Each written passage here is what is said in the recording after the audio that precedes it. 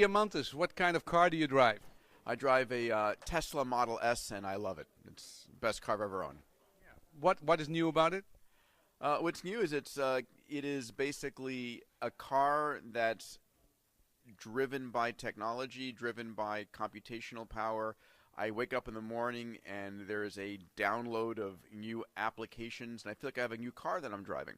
And it's electric, it's beautifully designed, and interestingly enough, as a new car design, it's the safest car ever manufactured in America. It's amazing. 6 stars on a 5-star scale. Yeah, it really is extraordinary.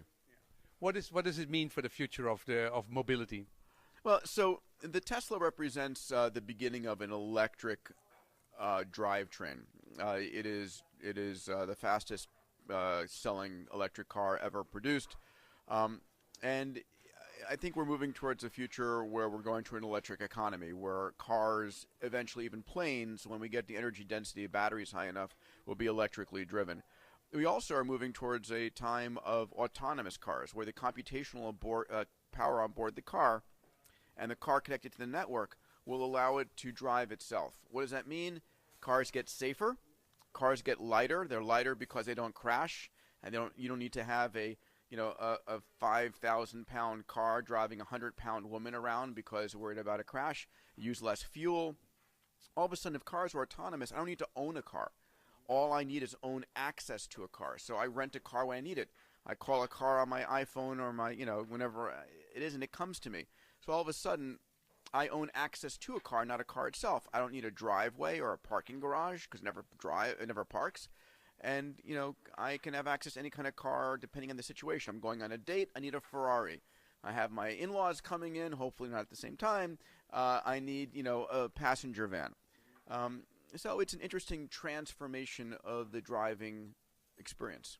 And 80% of the oil we're using is for cars, so that will solve another problem. Yeah, basically, cars will become no longer contributing to the CO2 issues, no longer contributing to the congestion issues. And the other thing that amazing, will 1 million people a year die in car accidents. That will change. And then we lose millions and millions of work hours stuck in traffic, at least in Los Angeles where I live. It's terrible. And imagine being able to not have to worry about that. You can sleep, you can tweet, you can have business meetings, you can watch a movie, whatever you want while you're going to work. Larry Page and Elon Musk are friends of yours, and they are basically not born as car manufacturers. So one is doing the autonomous car, and Elon is making an electric car. What does it say about innovation? Does it come from the players itself? Yeah, so both Larry and Elon are members of my board of trustees. They're backers of my companies. And you're right, neither of them were in the automotive industry.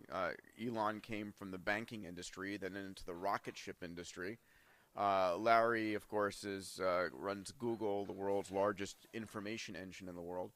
And it really does say that true innovation comes from orthogonal thinking, comes from outside the industry.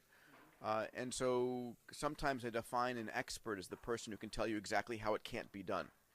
And I'm always looking not for experts, for people who are passionate and curious. And those are two very passionate, curious people. So will they basically be able to change that industry, or will they influence and inspire the old industry to reinvent themselves?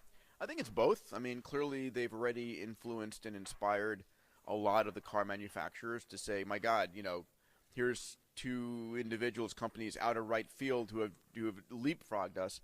And so other companies are investing heavily. But clearly there's a global manufacturing base, the automotive industry, and they'll take DNA from Google, for DNA from Tesla. They'll inject it, and we'll hopefully have rapid iteration.